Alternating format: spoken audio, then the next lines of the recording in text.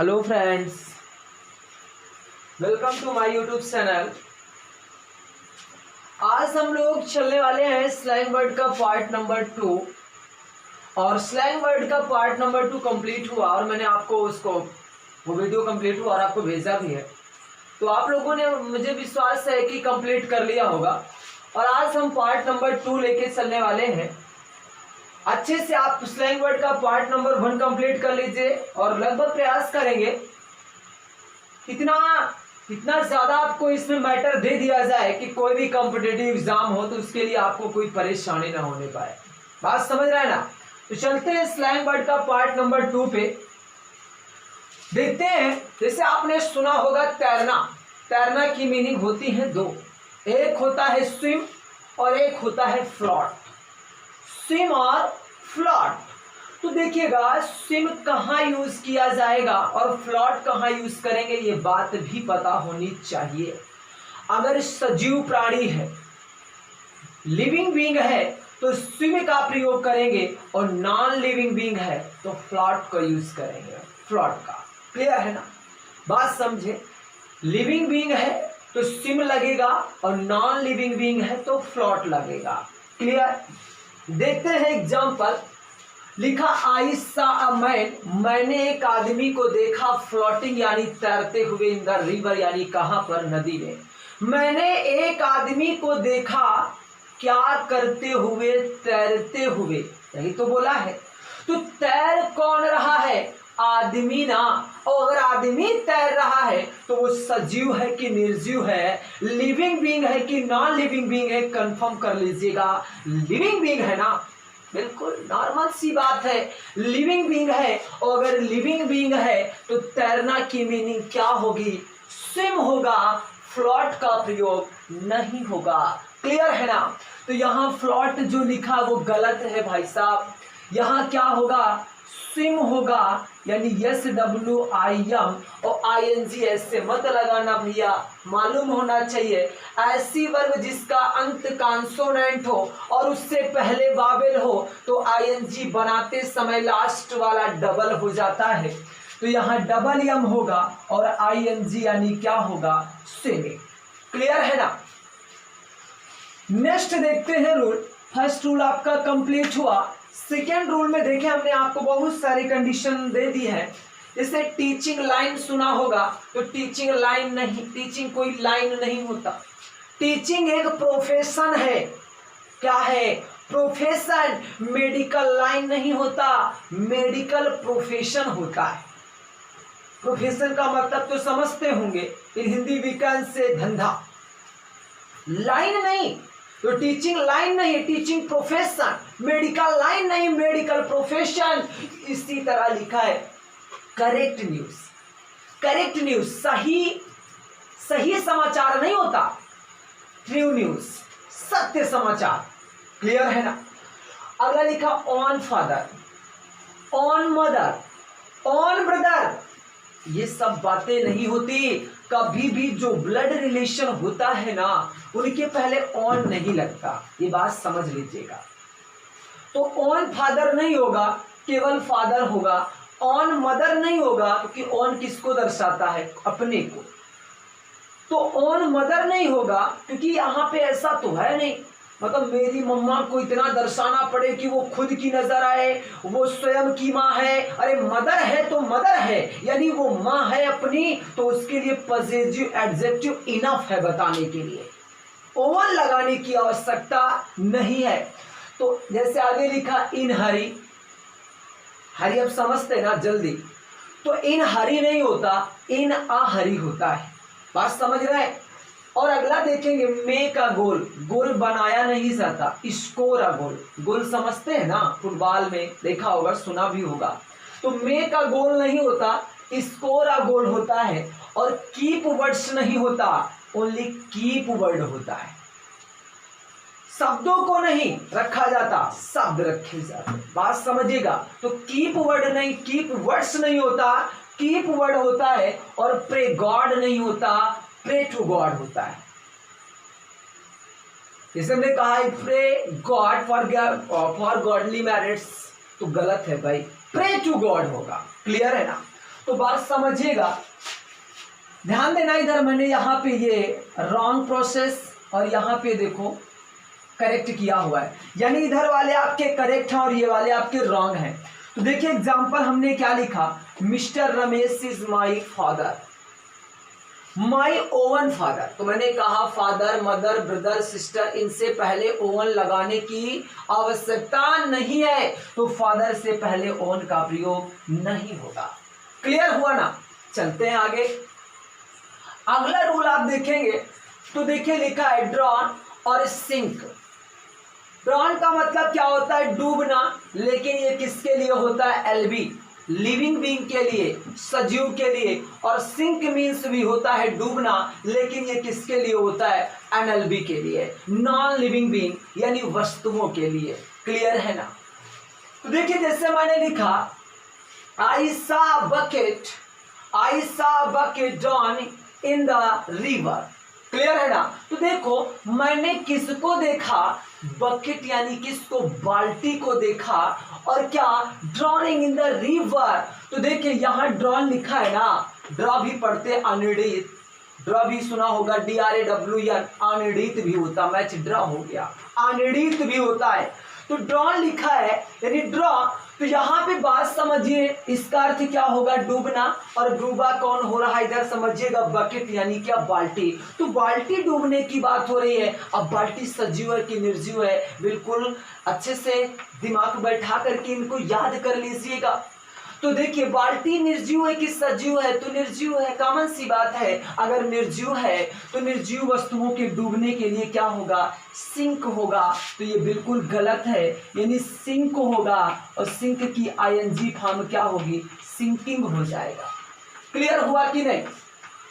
फिर आगे देखते हैं अगला रूल आपका, ये आपका देखेंगे तो ये गलत है और ये आपका क्या है, सही है। जैसे ब्लंडर, मिस्टेक, ब्लंडर मतलब ही होता है बहुत बड़ी गलती, और आगे मिस्टेक लगाने की आवश्यकता नहीं है।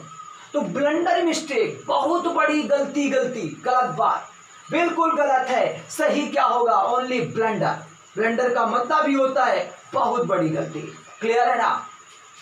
सी द पल्स नहीं होगा, फील द पल्स होगा।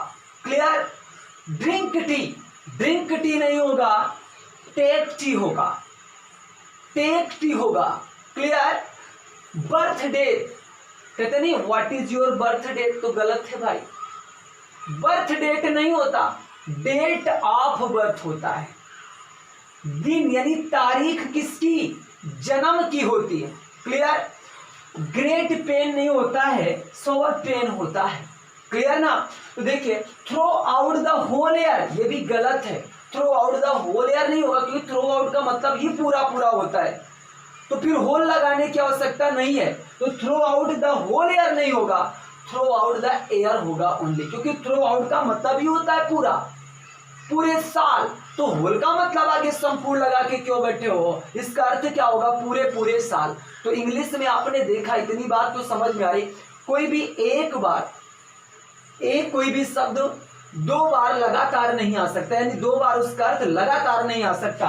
तो यानी throw out the whole air नहीं होगा, केवल होगा throw out the air. Clear? तो ये बात का मैंने यहाँ देखो, अच्छा यहाँ पे एग्जांपल हमने नहीं लिखा है, बस बात आप समझ लीजिए, क्योंकि कहीं भी एग्जांपल आएगा तो बिल्कुल आप उसको करेक्ट कर लेंगे, पर बातें आपको पता होनी चाहिए बस। क्लियर है ना?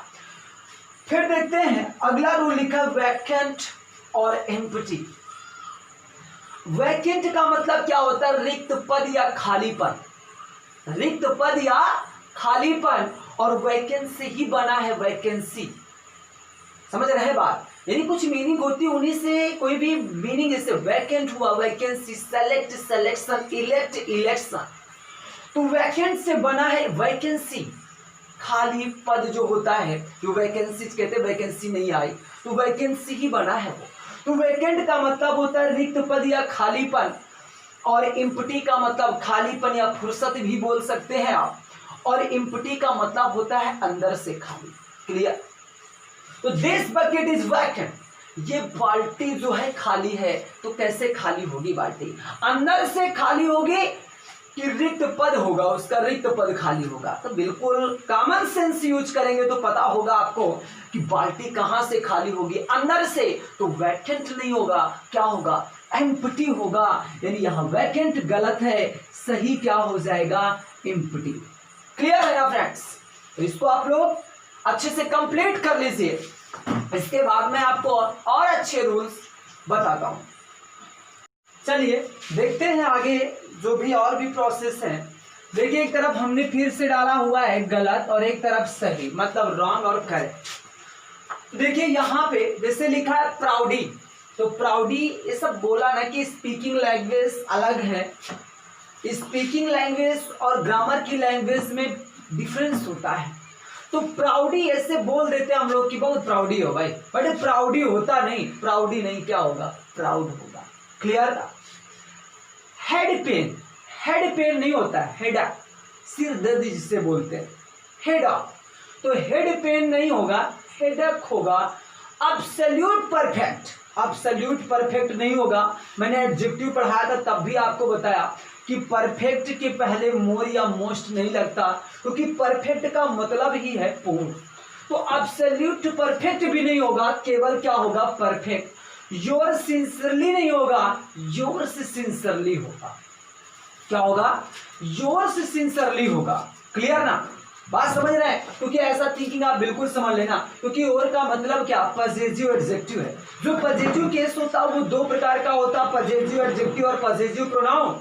तो पजेसिव एडजेक्टिव योर है, और योर का मतलब अपना, अपना सिंसियरली नहीं, योर्स है, यहां पजेसिव प्रोनाउन का प्रयोग होगा। क्लियर है ना? तो योर्स सिंसियरली होगा।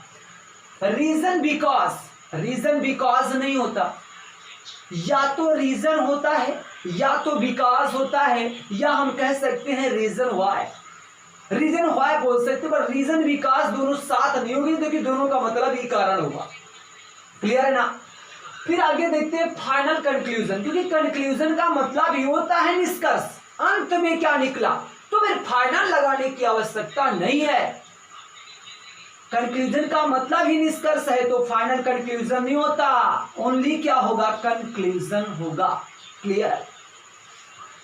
काइंडली रिक्वेस्टेड बिल्कुल गलत, क्योंकि काइंडली भी किसके लिए होता है, किसके लिए होता है, निवेदन करने के लिए। रिक्वेस्ट भी वही निवेदन की प्रक्रिया है। तो काइंडली, सर, रिक्वेस्ट, ये तीनों एक जैसे शब्द हैं, तो दोनों साथ नहीं हो सकते। काइंडली रिक्वेस्टेड नहीं होगा, ओनली रिक्वेस्टेड होगा। क्लियर ना, बात समझ में आई? और कंडीशन ऐसी भी आ सकती है कि काइंडली भी हो सकता है, लेकिन वर्ब की जगह नहीं। अगर वर्ब की कंडीशन आई तो ओनली रिक्वेस्टेड ही होगा। क्लियर? फिर उसके बाद हमने लिखा फास्ट इनवीज, तो फास्ट इनवीज नहीं होगा, स्वर्ण इनवीज होगा। क्लियर? यानी पक्के दुश्मन नहीं होता, कट्टर दुश्मन होता है। कंफर्म है ना? फिर उसके बाद सडनली कम एक्रॉस, सडनली कम एक्रॉस, तो सडनली कम एक्रॉस नहीं होगा, क्योंकि कम एक्रॉस का मतलब ही होता है अचानक मिलना, तो सडनली लगाने की आवश्यकता नहीं है। सडनली का मतलब भी अचानक, कम एक्रॉस का मतलब अचानक मिलना नहीं, अचानक अचानक मिलना, बिल्कुल गलत। सडनली नहीं होगा, क्योंकि कम एक्रॉस खुद अपने आप में पूर्ण है, उसका अर्थ ही होता है क्या, अचानक मिलना। क्लियर है ना? फिर उसके बाद में हम देखें सपोजिंग इफ, तो सपोजिंग इफ नहीं होगा, ओनली सपोजिंग होगा। अगर सपोज इफ है तो या तो सपोज होगा या तो क्या होगा, इफ होगा। क्लियर ना? तो मैंने देखा, देख सकते हैं आप, एक एग्जांपल आपको नीचे दिया, जैसे लिखा I want final conclusion of this case, मैं इस मामले का अंतिम निष्कर्ष चाहता हूं। ये गलत बात है भाई, क्योंकि फाइनल निष्कर्ष नहीं होता, फाइनल कंक्लूजन नहीं होगा, ओनली कंक्लूजन होगा। तो यहाँ फाइनल जो लगा वो गलत है। क्लियर है ना? फिर उसके बाद आगे देखते हैं अवेट और वेट।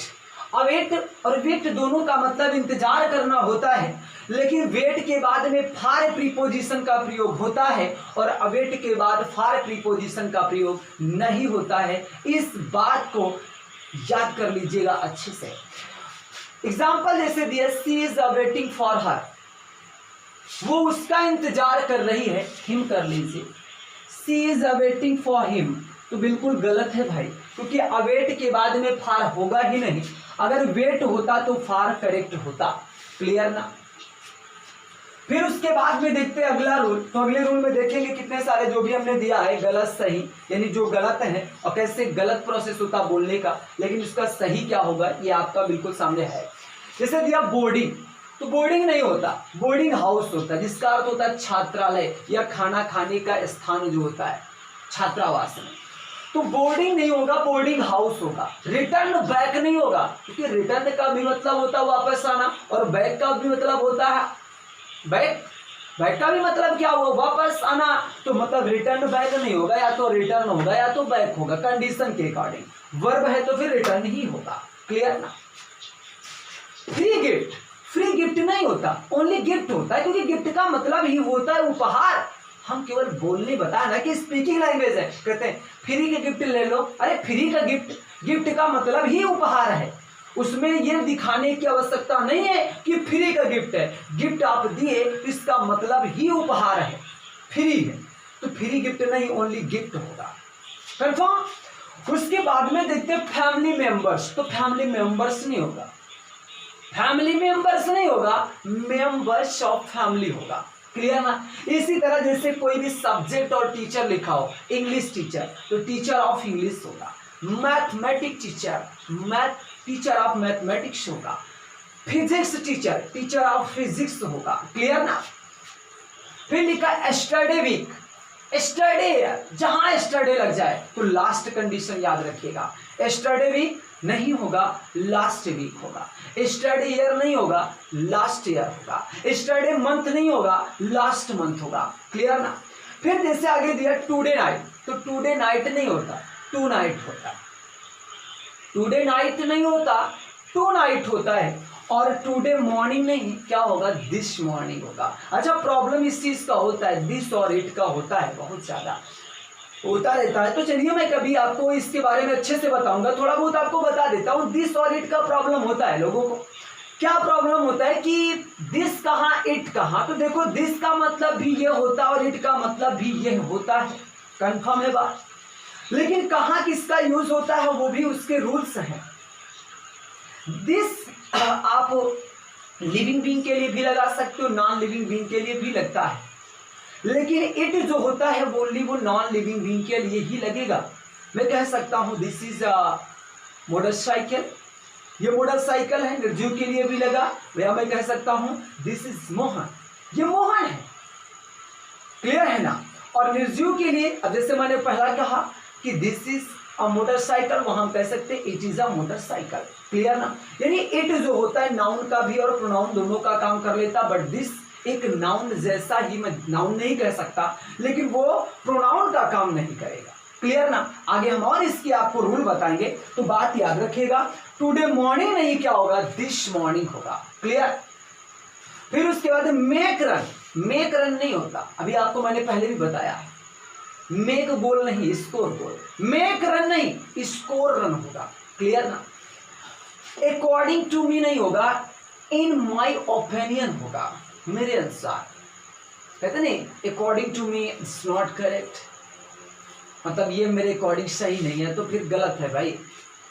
अकॉर्डिंग टू मी नहीं होगा, इन माई ओपिनियन होगा। क्लियर ना। तो एग्जाम्पल देखते हैं, इससे लिखा हुआ है mister Sajeevan is a physics teacher, तो गलत है भाई। क्या होगा, mister Sajeevan is a physics teacher, गलत है। आपको मैंने ऊपर लिखाया है, यानी फिजिक्स टीचर है तो हम लोग क्या बोलेंगे, teacher of physics, teacher of physics. समझ गए ना बात को, कंफर्म है ना। तो इसको आप लोग पॉज करके या लास्ट तक अच्छे से देख करके इसको आप कंप्लीट कर लीजिए, समझ लीजिएगा। ओके, बस इसके बाद एक लास्ट वीडियो आपके लिए होगा, उसमें बिल्कुल स्लैंग वर्ड को हम कंप्लीट कर देंगे। आप लोग इसका अच्छे से रिवीजन कर लीजिएगा। Good night, bye bye, be happy.